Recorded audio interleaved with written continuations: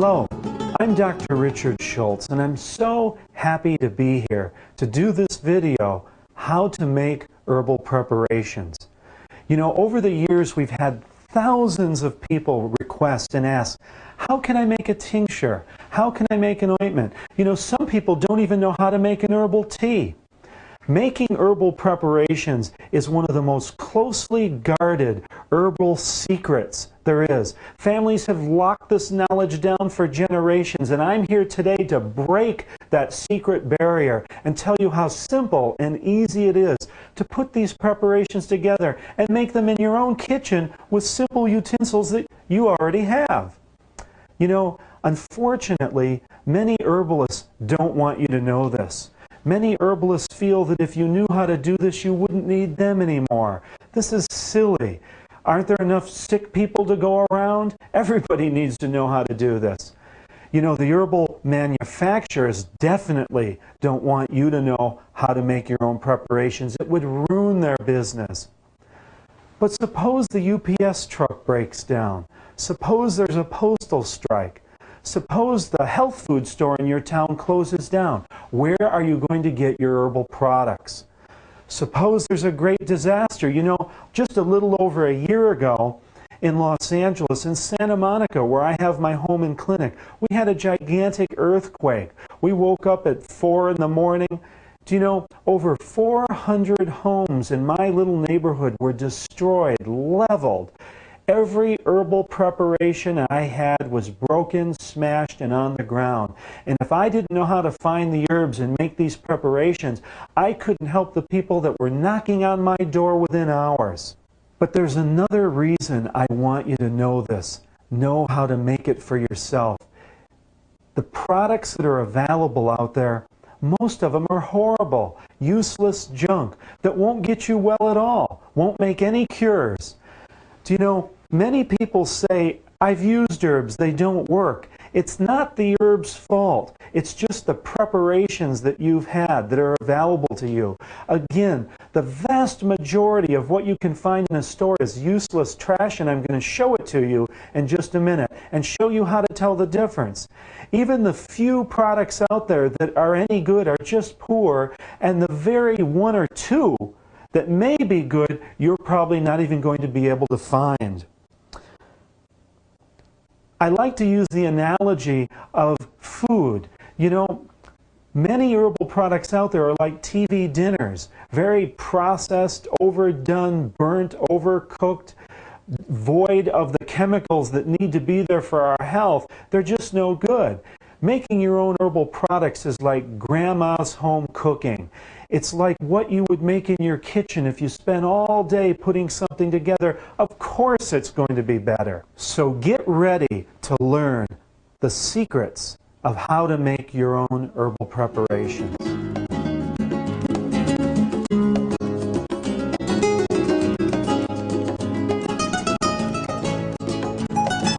I'd like to tell you a little bit about homeopathy.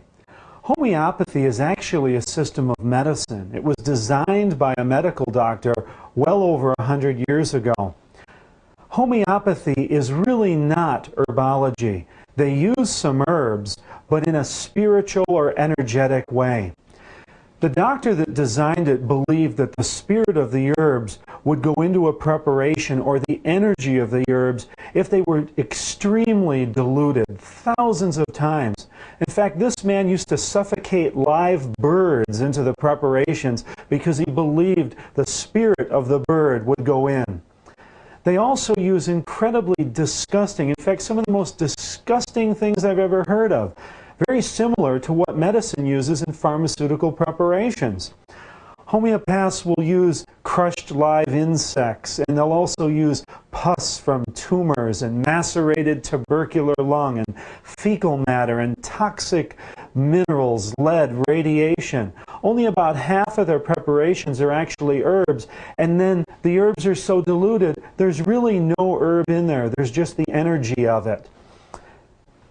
I have a tincture here, a homeopathic tincture of St. John's wort. Now, unfortunately, I have to hide the labels on most of these things, but I'll tell you about it. A homeopathic tincture of St. John's wort, as far as you're concerned, doesn't have any St. John's wort in it. St. John's wort is a gorgeous yellow flower, and when crushed turns blood red. Take a look at this. Does that look blood red to you? That's water. It has no taste at all. This has been diluted 30 times, and I don't mean 1 part St. John's wort and 30 parts water. I mean 1 part St. John's wort and 100 parts water, and then that diluted another time 100 parts and another time, and that done 30 times. With the most sophisticated equipment today, you can't detect anything in this preparation except a little water and some alcohol. And that's what you get if you buy a homeopathic tincture of herbs. Now just take a look at what real St. John's wort tincture looks like. Blood red. In fact, if I were to just dump this water down the sink, take a look at that. It looks like blood. That's the way St. John's wort flowers look when you crush them, and that's the way your tincture should look when you make it. If you buy an herbal tincture that looks and tastes like water, I suggest it is. Here's another one. Toxic Cleanse. And it says on the side that it contains barberry, that it contains golden seal, that it contains senna. These are some of the most bitter herbs on the planet. Also, these herbs have a very distinct color to them. They're very bitter. What do we have? Water. Water again. In fact, I'm going to rinse this bowl so you can see how clear this really is. Toxic Cleanse. There we have our bitter golden seal, our bitter barberry, our senna. I can drink the whole bottle. It's water. There's no bitterness to it at all. Remember, this is just the energy of the herbs. There's really no herbs that you can detect in there. Here's another one. Valerian. It says it has valerian in it, and many other bitter sedative herbs. Also some golden seal. This should be very dark and golden. What do we have again? Oh gosh, more water. That's all that's in here. Again, you can taste it. Alcohol. A lot of alcohol, water. Oh, no valerian. No herbs that I can detect. So the first thing I want you to know is, if you want herbal preparations, don't buy homeopathic preparations. Now, I'm not saying that homeopathy doesn't work, but it's not what you think it is. It's the spirit, it's the energy of the herbs. It's very diluted. Here's another one. This one says oak on it. And I'm sorry, if you're using this for bleeding gums, if you're using this for varicose veins or ulcerative colitis, it's not going to work for you at all. Again, what do we have in here? Water. Okay, this is the energy of an oak flower.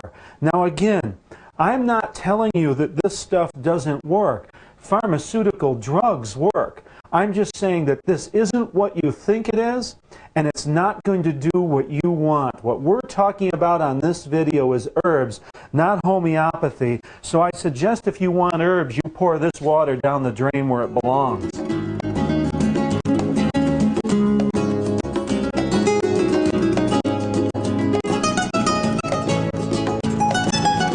You know, Dr. Christopher always said, live under your own fig tree. What he meant was to use and eat the foods that grow in your area and use the herbs that grow in your area. I'd like to tell you a little bit about Chinese herbology, which should probably be called Chinese mineral, vegetable, animal gut, traditional healing. Again, why do we constantly want to bring herbs from such faraway places? It just doesn't make any sense. It doesn't make sense. When the earth was created, were all the great herbs 10,000 miles away from us? Do you know that you have everything you need right in your own backyard? But there's other problems with Chinese medicine. You know, they're responsible for making many species of animal on this planet extinct. A lot of people are, but I think we need to stop that. You know, you can hardly find a tiger anymore because tiger bone was one of the most used ingredients, herbal ingredients, in Chinese preparations. And now they use rhinoceros horn.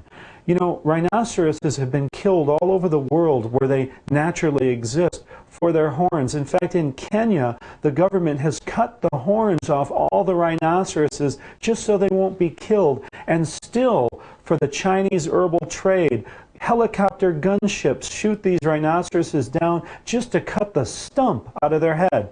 In fact, I have a picture here and a newspaper article all about this. And there's things in the newspapers all the time about the destruction of animals for our herbal usage. We don't need to do this anymore. We just don't need to do it. In fact, I have a book here on Chinese herbal preparations. And listen to a few of the statements they make. It says here that this tonic contains over 40 herbs, 3 of which are male animal sexual organs. Excuse me, but animal sexual organs are not herbs. And throughout this book, it talks about pearls and all sorts of things as being herbs. In fact, in this book, I found gecko, which is that little lizard that crawls around. I found cordyceps, which is fungus off the head of caterpillars. There are many times they use deer antlers. In fact, if you walk in a Chinese herbal store, it smells like rotten flesh and bacteria. There's shark fins, there's dried fish, there's all sorts of toxic, bacteria-laden garbage there. In fact, they even have placenta in here. My God, where did they get that from? And tortoiseshell. And last I knew, on my last trip to the rainforest in Costa Rica, tortoises are an endangered species. You know, the American Indians had a pharmacopoeia for their health, and 80% of it was also squirrel glands and animal guts. And the Chinese system of medicine is over 6,000 years old, but this is 1995. We don't need to use animal guts anymore. We have gorgeous fruits, vegetables, seeds, grains, nuts, sprouts, and herbs we can use for our healing. So please, check if you're using a Chinese preparation. It probably has these substances in it. And again, this is very old traditional medicine, not the herbology that we're talking about.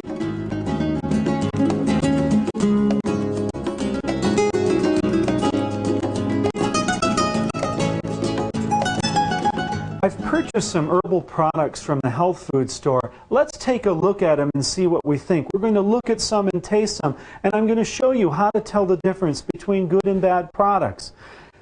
I've bought some different aloe veras. Aloe vera is a terrific healing herb, one of the greatest. It contains a gel inside the leaves, and that gel contains allantoin, a chemical that will speed up the way that your cells repair 5 to 10 times faster than normal. But is the aloe vera you're buying really any good? Here's an aloe vera product that I picked up at the pharmacy. It says on it, 100% pure aloe vera. Yuck! That looks like some type of stupid hair setting gel, not aloe vera. This is horrible. What you'll find out is it does contain aloe vera, but only 4 or 5%. But that 4 or 5% is 100% pure. Where does this belong? In the herbal dump. Get rid of this stuff. Here's another one. 96% pure aloe vera with comfrey. Yuck! Here we go again. That isn't what aloe vera gel looks like. This is horrible. Again, herbal dump. Now here's some quality aloe vera gel that I bought. Aloe vera gel should be almost transparent. It should look just like this. You can see this is a great aloe vera gel. Now, the best way to get aloe vera? Get a cactus. You can buy aloe vera cactuses at your nursery. Anybody can grow them. If you live in a cold climate, keep it in your house, in a window where it's going to get some sun. And all you do is cut off a leaf, take off the skin, and put that gel that's on the inside of the aloe, put it on your wound, wrap a little gauze around that. This is good for burns, cuts, dry skin, anything. It's one of the greatest healers. But don't buy the hair setting gels. Whatever this stuff is, it's garbage. It's not going to work. It's horrible. Let's take a look at a few other products here. Dump that out. Recently, I purchased some hawthorn berry syrup, and I was quite surprised when I opened it and took a look at it. Hawthorn berries are an orange to a bright red, and they're one of the greatest healers for the heart. You know, there's chemicals in hawthorn berries that actually bind to your heart cells and will help you prevent having a heart attack. And if you do have a heart problem, it'll make you recover faster. It's one of the greatest healing herbs. But I'm afraid you're not going to get that healing out of what's in this bottle. Aha! We have a seal here. The write-up on this formula says it's great, but take a look at it again. That's not the right color. In fact, I tasted this formula. It tastes like a bottle of honey. That's all I can taste is pure honey. Now here's a bottle of hawthorn berry tonic that I make, and look at the difference in the color. That's bright red. And you can even see a berry stuck in the top.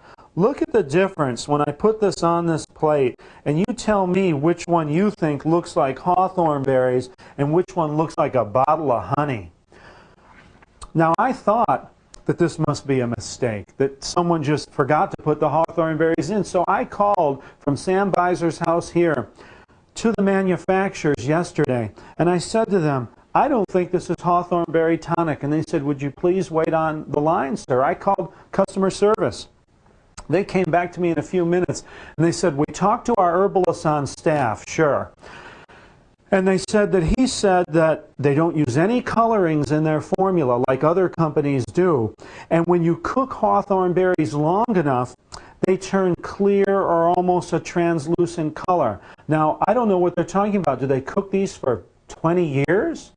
I talked to Sam about this, and Sam said to me, that's ridiculous. It's like if you make strawberry jam, do you lose the color of the strawberries? This is ridiculous. They're not putting enough herb in this formula.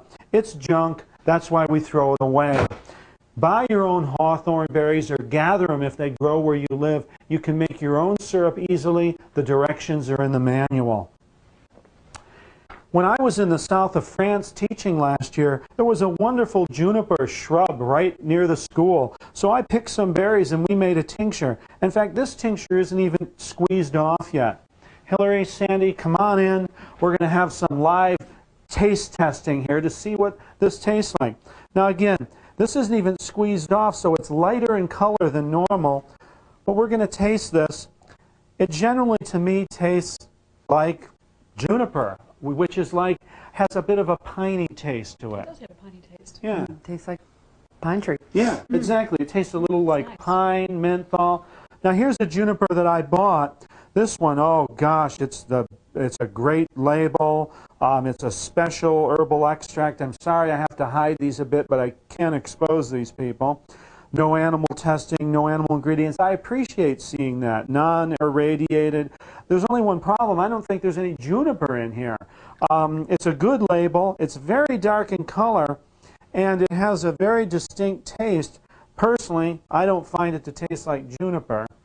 Big difference. Yes. Yeah, it tastes too sweet. Yeah, sweet, and I think it's burnt. Yeah, it is burnt taste. Yeah, it tastes like old burnt rags or even ashtray. It tastes like you're drinking an ashtray. An ashtray in a bottle, they could call this.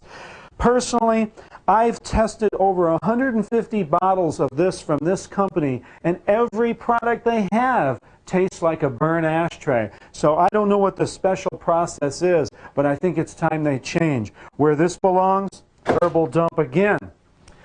Let's take a look at another. This is one of the top echinaceas on the market. It's unbelievable what it says on this wrapper that it comes in. It says a story about echinacea. It says that this is a very expressed juice of echinacea and that it's cultivated organically and there's very little alcohol. You even get a paper inside that tells you volumes about what it is. Let's take a taste of this and see what happens. I'm going to drop a little on your tongue. If you just tip back all the way for me. Sorry about on the chin, but hey, we're herbalists here. Sorry, Hillary. Taste that. In fact, I'm even going to peel the top off this so we can get a great taste. I'm going to take the dropper right off. And It's like alcohol. let's take a little It tastes sip. like alcohol. They don't want any more. I can't even force this down them. Okay, but give it a chance, because echinacea, the normal taste of echinacea is it should have a very strong, tingling taste in your mouth. It should also be a little bit acrid in taste. This is some echinacea root here. And this isn't even that fresh. This was harvested last fall. And I'm just going to have them chew, gotta hide that label, I'm going to have them chew a little piece of echinacea each, just a tiny piece. Now it takes a minute. Put the whole thing in your mouth, put some saliva on it, chew it, and suck on it, and just keep it in there for a few minutes, and I'm going to talk to them, and we'll see what kind of response you get. Is your mouth tingling from all the other echinaceas you've used so far? Nothing. This is what I feel. You know, I talked to people about this. One so-called herbal expert told me, well, the part of echinacea that makes your mouth tingle is called an isobutylamine. And they told me about, well, they use a different species of echinacea. The echinacea that most people have used is Echinacea angustifolia, but a lot of people in Europe have used Echinacea purpurea, which also works fine too. But they told me that the purpurea had a very low count of the isobutylamines, and that's what makes your mouth tingle. They told me it's just as effective on your immunity, but Echinacea doesn't make your mouth tingle. Bull. That's all I can say. I took a fresh Echinacea purpurea plant at home, threw it in my blender with a little water and alcohol, and in 2 minutes it made my entire mouth numb and tingly. I'm so tired of hearing all this high-tech manufacturing herbal crap. You can't believe the load of it. The bottom line, these people are lying to you. They're making products that won't get you well. Get some good echinacea. You can grow it in your garden. It's in the sunflower family. Looks like one, but has beautiful purple and violet petals on the flower. Get some seeds at your nursery, plant it around your house, and when your immune system needs a boost, dig it up and make it yourself. You can just make a decoction out of it. We're going to cover that in a minute. Let me check with Sandy and see how she's doing. How's your mouth now? Well, I'm trying to keep my composure. It's like you want to go like your mouth is vibrating. Yeah, it's really tingly, it's really very numb. tingly. You feel like your tongue is curling Absolutely. up or something. And yeah. you didn't taste any of this from the other products. Absolutely nothing. I know. It always amazes me. I can't believe the junk that's available out there. Again, herbal trash.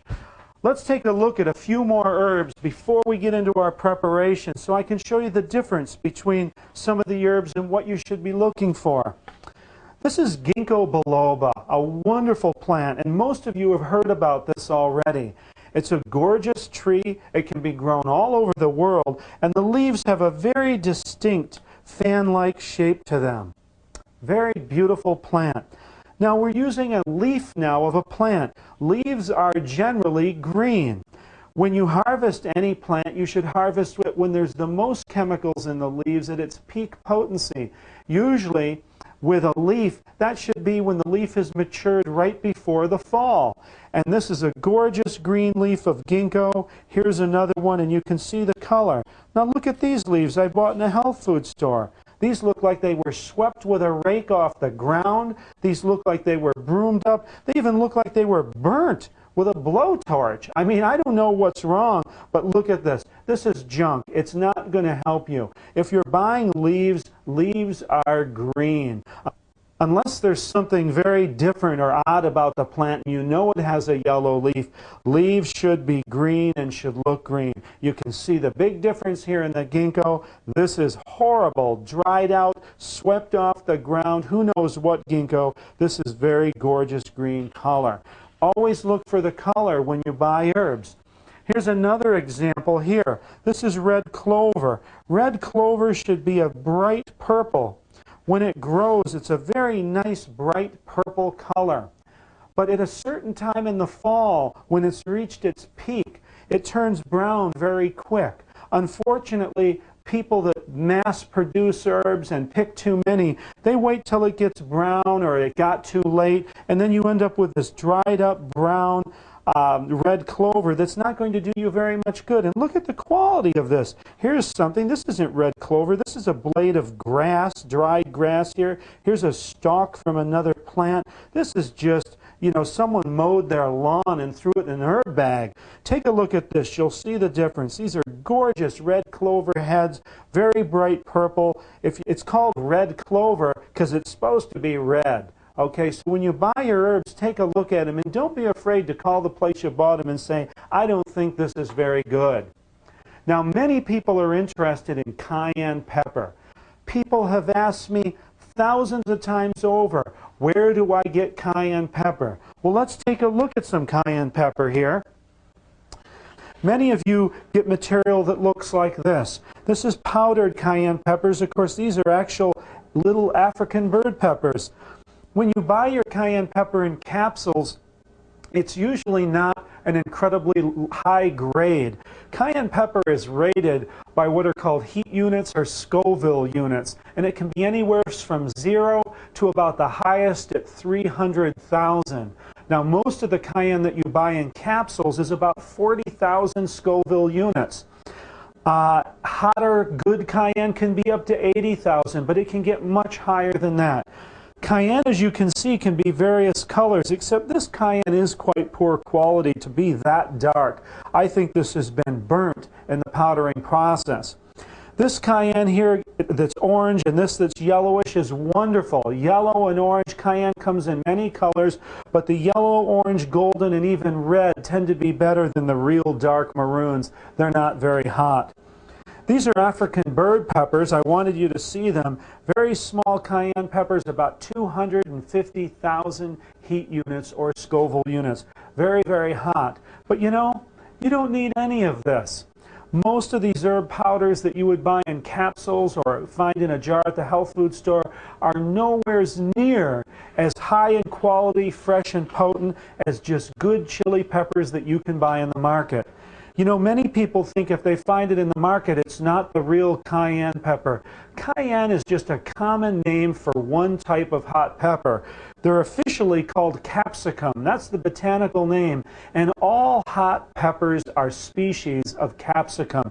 And here we have some various ones. Here are some jalapenos. These are grown in Mexico, warm climates of the country, but you can grow it anywhere, even in Canada. Peppers only take about 40 days to mature. You can buy the plants already growing in your nursery and have all types of chili peppers growing around your house, and they'll be better than anything you can buy. Jalapenos are about 70 to 90,000 heat units. These are some red jalapenos, and I must point out, all ripe peppers, or at least 99% of peppers, all turn red. Green peppers are unripe peppers. And here's a good example. This is a serrano chili pepper. This pepper is about 150,000 heat units, and you can see that as it's aging, it's turning orange, and this will eventually turn bright red, or at least it would have if it was allowed to stay on the vine longer. Peppers are only picked in their green state because in their green state they ship better, they're harder, and of course in their red state they go off much quicker, they go rotten, and they can be damaged because they're much softer. So everybody's selling unripe peppers. So if you buy them from the grocery store, at least let them sit around and mature a little bit, but grow your own peppers. It's wonderful. These gorgeous orange little peppers here are called habaneros. Habaneros are one of the hottest chili peppers in the world. These peppers rate between 250 and 300,000 heat units, and almost every grocery store in the country either carries these or the produce manager just asks them. Say that you want the hottest chili peppers that you can find, and anybody working in the produce area will order you hot peppers. I asked the man locally in this small town, and he told me that he would gladly order us 5-10 pounds, whatever we want, and have them in with a day or two. So don't forget your fresh hot chilies, probably a lot better for you, certainly better for your heart and your circulation, loaded with more vitamin C than would be void out of this, and certainly a lot cheaper. Just buy hot chilies, grow them yourself. Now, a lot of other people ask, well, how do I use these chilies? It's easy. Of course, this can just be capsulated, or you can even spoon it into a glass with a little water and drink it down. It's a bit fiery, but you'll get used to it. You can also season your food with it, but it's best if you use it after you've cooked your food and season it at the end. It's better if you don't cook it. These peppers here have thousands of uses. Chop them up and just add them to your food. You can even add them to your cooking. You can add them to your salad. And a little later, we'll make an herbal tincture with some of these peppers. Sandy, Hillary, come on in. Let's try a few peppers. Just to show you, when you get a good pepper, don't ever think, well, my cayenne pepper might be a little old, it's not very good, because these here are 10 years old and still very powerful. During lunch, we had a lot of red faces around here for those who sampled them. Why don't we try just one of these little teeny tiny peppers? You can bite into it. See what you think. These are rated at about 250,000 heat units. These are African bird peppers. African bird peppers, and one of the hottest there is. Very, very hot. Yes. We got some good reactions. You can spit it out. Okay. Very hot. And these are from actually the summer of 1986. I just remembered. Summer 1986. These are 9-year-old African bird peppers. They last quite a long time. Can you taste anything, or are your mouth's too hot? It's too hot. Okay, we'll leave the habaneros for later. Thank you, thank you. That's good volunteers. People ask me, how do I dry these peppers? Well, the best way is to chop these up, and then you can just put them on a piece of cotton cloth and let them dry in your kitchen. But generally, for any herb, if you go out and forage leaves or roots or whatever, what I do is just use cotton string. Go ahead and tie it on the handle of a cupboard or a door. String it up in your kitchen from one side to the other, or right across like this. And then on that cotton string, you can easily just take your herbs and clip them on with a clothespin. That's all I do. Gather your leaves, your roots, your berries, your peppers, whatever. String it up in your kitchen, clip it on with a clothespin, and they'll dry really nicely like that. Remember, just keep them out of the sunlight, because the sun can bleach the plants and also cause the chemical properties of the herbs that you want to be depleted. Here's a few more herbs I just thought I'd show you. Many people ask about black walnut hulls. These are dried black walnut hulls. Black walnut hulls should be black or very dark brown, and you can see what the material looks like inside. This is what we want. This is the strongest part of the walnut, not what the walnut shell is itself, and not the skin, but what is inside. This is very high in concentrated iodine.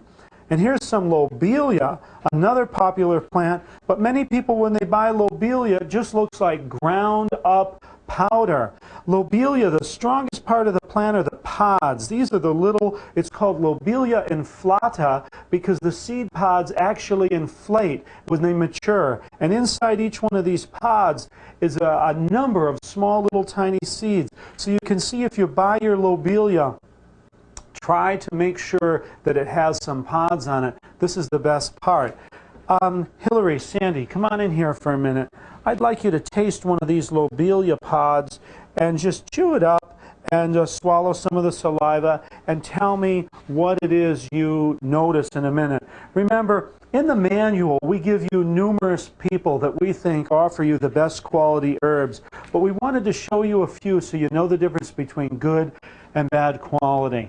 What do we notice from that? A very scratchy feeling on the back of the throat. Yeah, you can feel it when you... And see, that's... How about you, Sam? I feel like you're getting a sore throat. Yes, absolutely. And see... the roof of your, top of your roof, back of the roof of your mouth and yes, down. Absolutely. Lobelia is very interesting in a way that it causes scratchy and itchiness on the back of your throat. It's one of the signatures of that plant. Now you know what it should be like. Make sure you get good quality lobelia.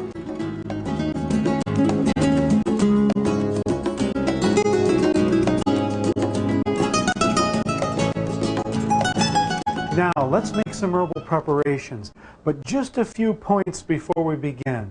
First, write down everything you do. It's so important to keep a record book. You can use just a spiral notebook like this, You can use it to keep your notes, but you have to record everything. What should you write down? Write down the date that you start the preparation and maybe the date that you finish it. Write down the herbs exactly as you used them and how much of one herb and how much of another. And also write down where you got these herbs. Did you buy them from an herb company? Did you pick them out of the backyard? Also, anything you use as a base, whether it be olive oil or beeswax or whatever, write it all down. There's two reasons for this. I've made some of the greatest herbal formulas that anybody's seen, but I don't remember how I made them and I've never been able to reproduce them. So if something's good, you'll be able to make it again, just like you'd have a recipe for a good meal.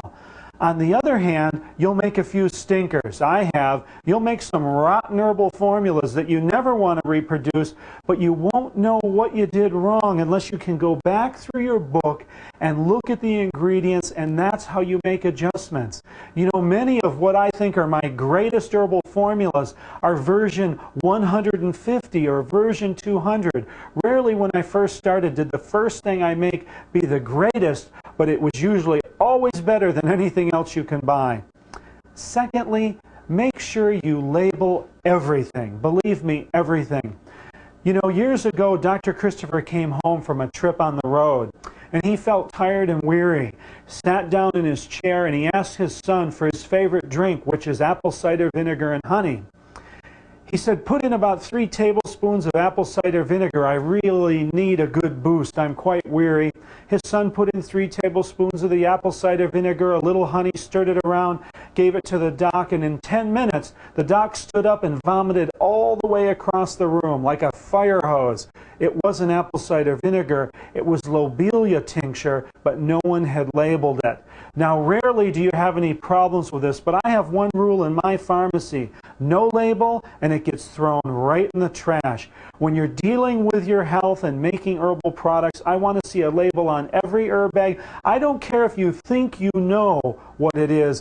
Put a label on it, even if you put tape on it and write on it. Label every product, every ingredient, label everything.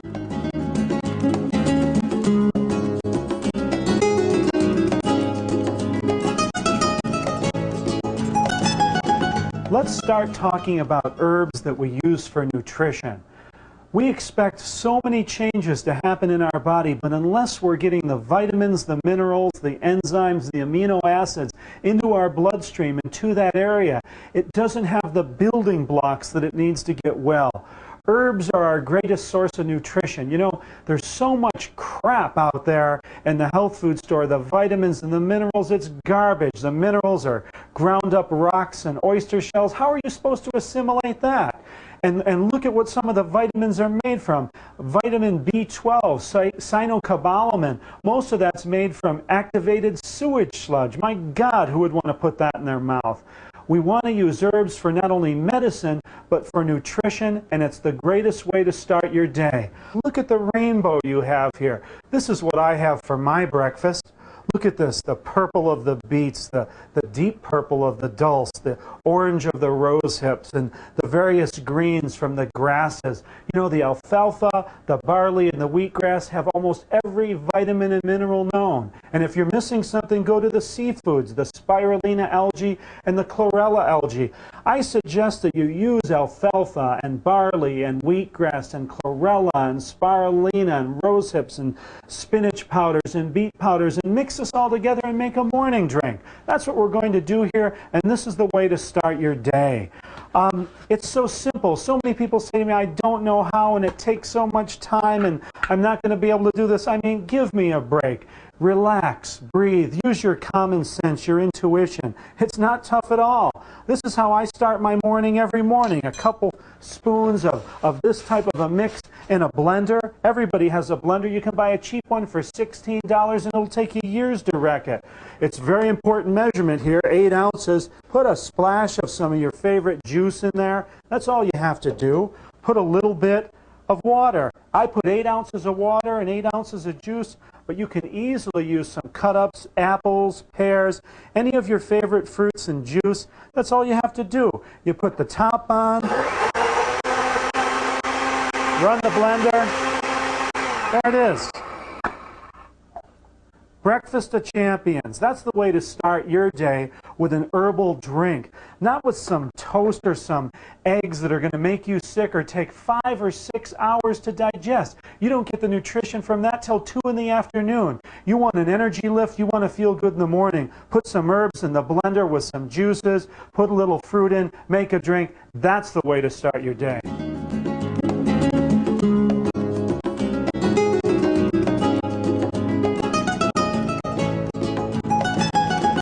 Now let's make another type of drink to start the day.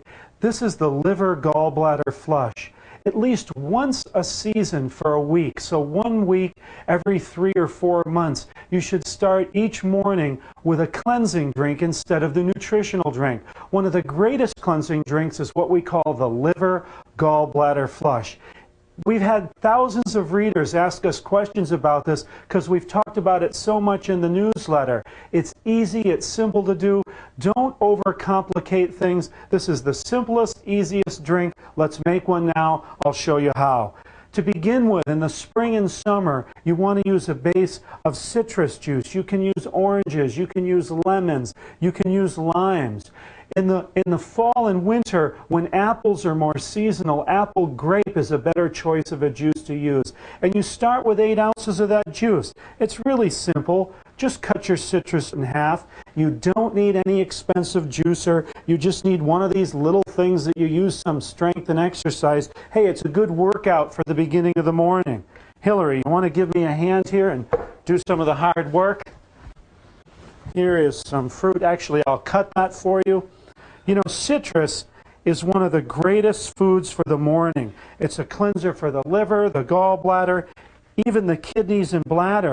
And don't be afraid, if you get organic citrus, to throw a little bit of the peel in the blender also. The peels of citrus have essential oils that actually stimulate your liver and help your gallbladder produce more bile. A great way to start this morning. Okay, so just juice away there. Wow, this smells great. You should smell those oils. Smells great. It's incredible. Lemons, limes, oranges, grapefruits, tangerines.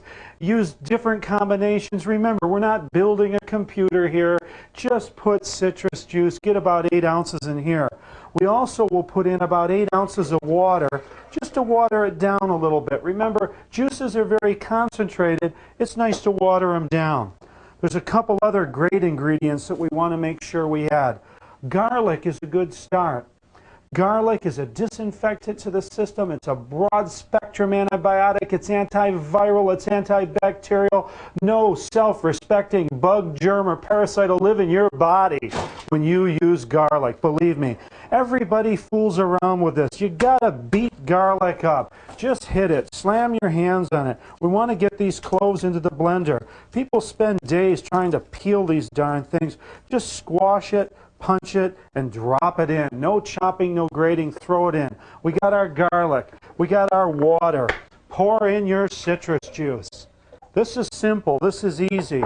And remember, we want to put some ginger in too. Just take a piece of ginger, about that much. Chop it, grate it, skin it, forget it. Just drop it in the blender. You're going to do this every morning. You can make it in a minute.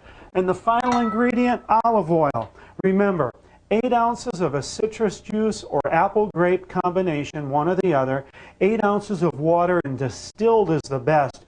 Start with 1 clove of garlic. Start with 1 tablespoon of olive oil. Okay, that looks like about a tablespoon to me. Put in a tablespoon of olive oil and a chunk of ginger about the size of from your thumb up to here. Just about an inch of ginger. Put it in the blender. Turn it on.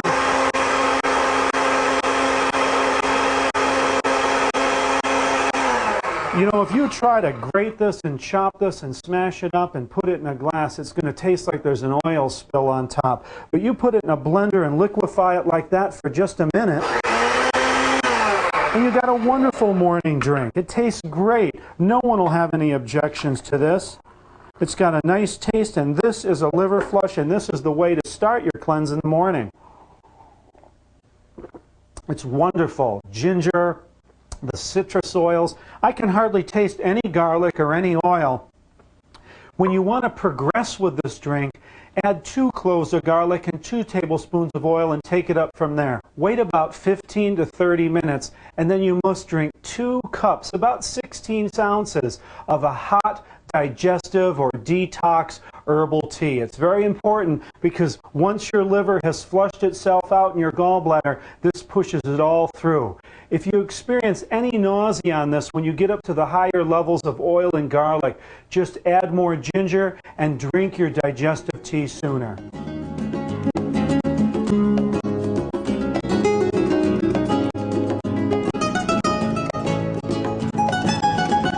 One of the greatest simple cleansing drinks that you can make in your home that I suggest everybody do periodically, but especially during a fast or anytime you're doing a seasonal cleanse, is called a potassium broth. Sometimes this is referred to as a potato peeling broth, but every natural healer for the last 200 years suggested making a mineral broth out of vegetables and vegetable peels, simmering it for a few hours, and drinking that broth to flush mucus, to flush toxins and waste out of your body. And let me show you my basic recipe to make a great potassium broth. First start out with potatoes, but you know, with the potato, the majority of the minerals and the nutrients in a potato are right in the skin.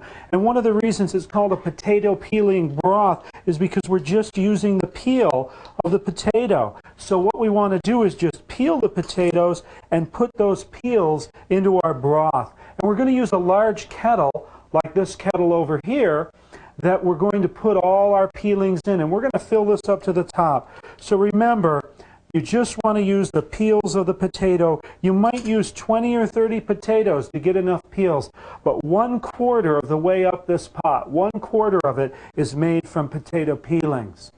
The second ingredients are carrots and beets.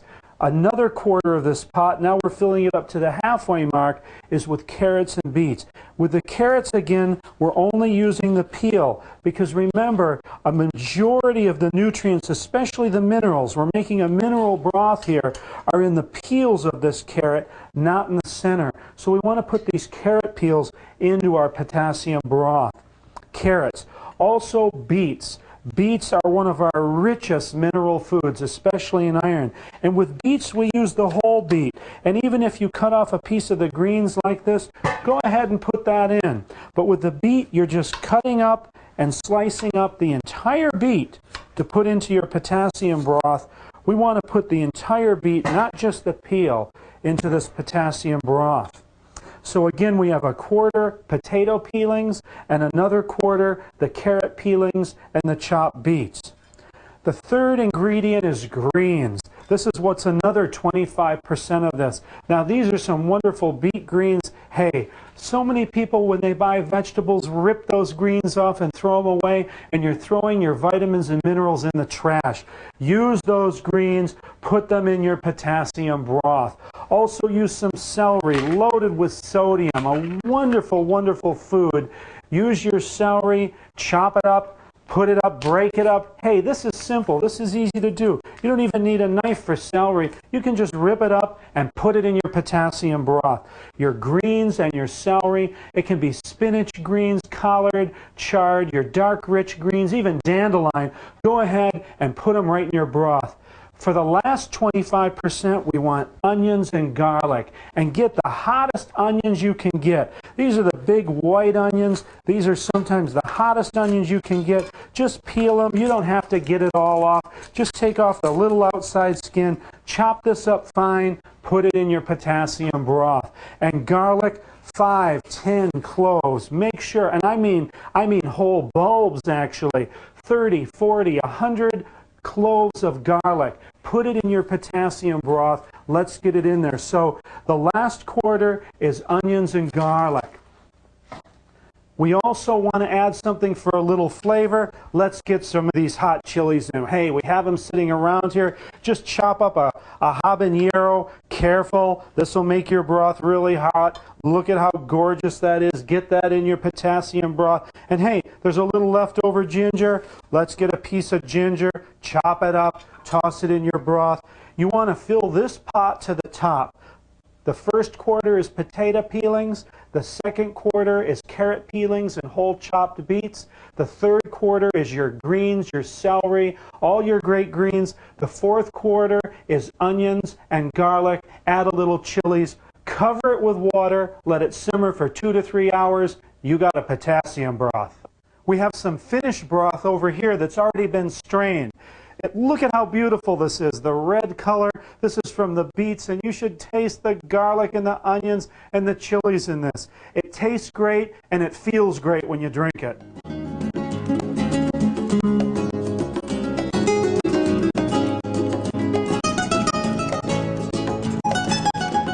Let's talk about using herbs to clean and cleanse the eyes, the sinuses, the whole head. There's some great ones. They're so simple. Look at this, a white onion. People have come to me for years asking me, do you have anything for conjunctivitis?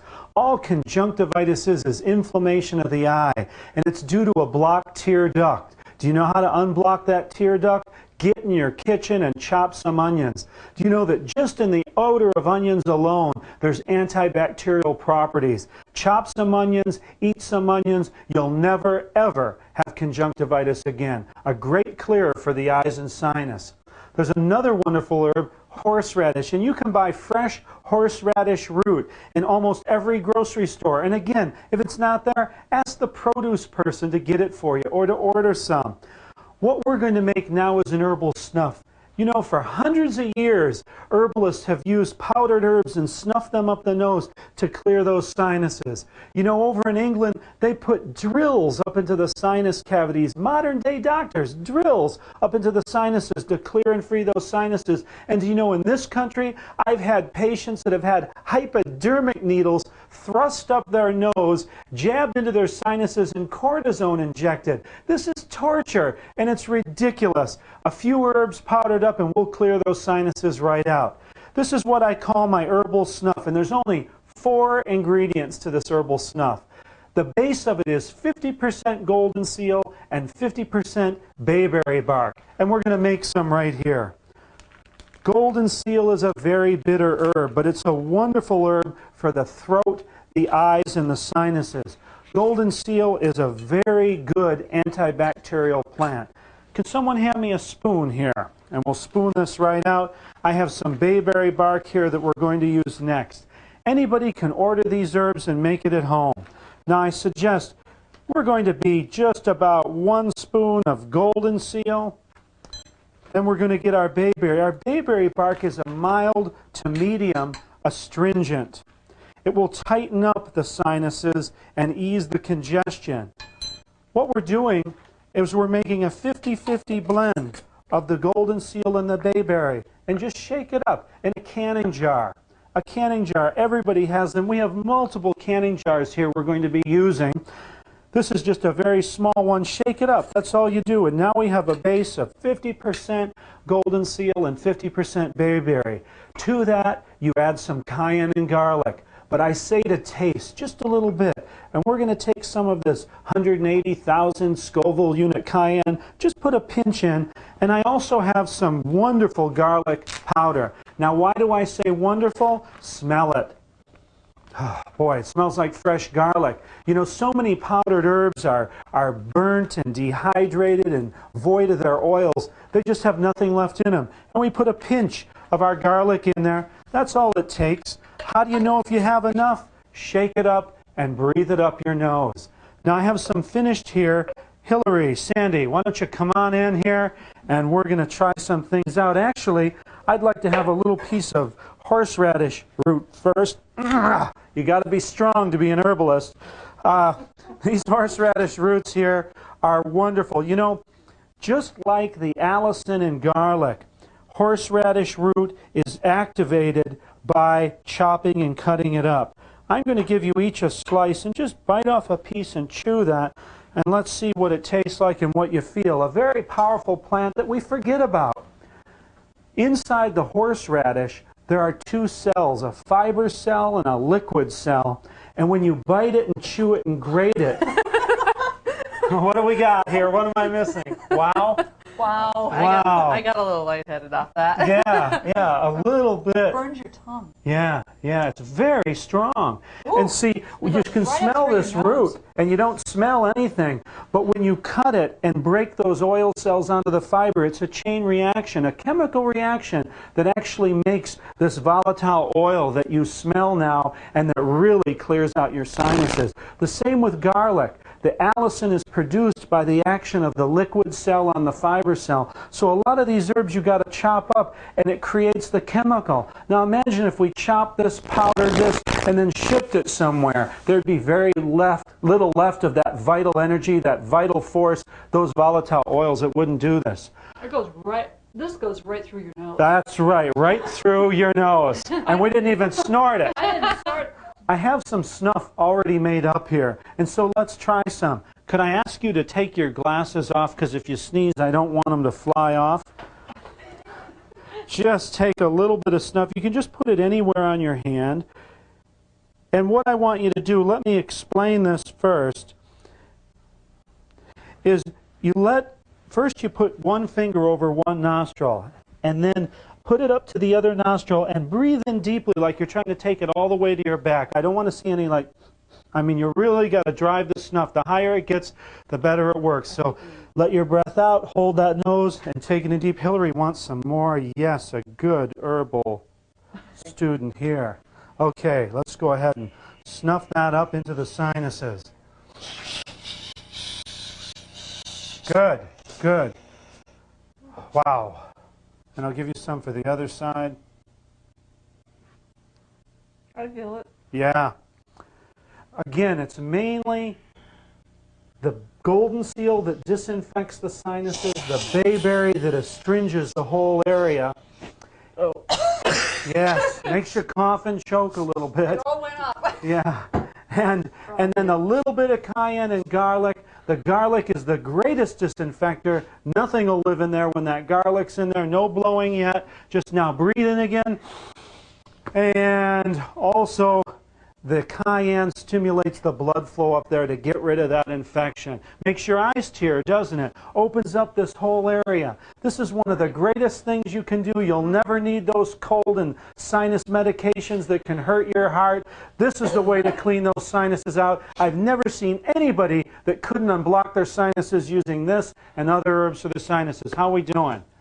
It burns. Yeah. Especially on one side more than the other. Yeah. Does it mean that it might be clogged up? Yeah, more? clogged up, a little infection. Hillary? It's burning. Yeah, good. It just stays on the fire. That's true, that's right. It cleans and disinfects. Again, you might say, isn't this a bit radical? I think the hypodermic needle into the head and the drill is a little more radical.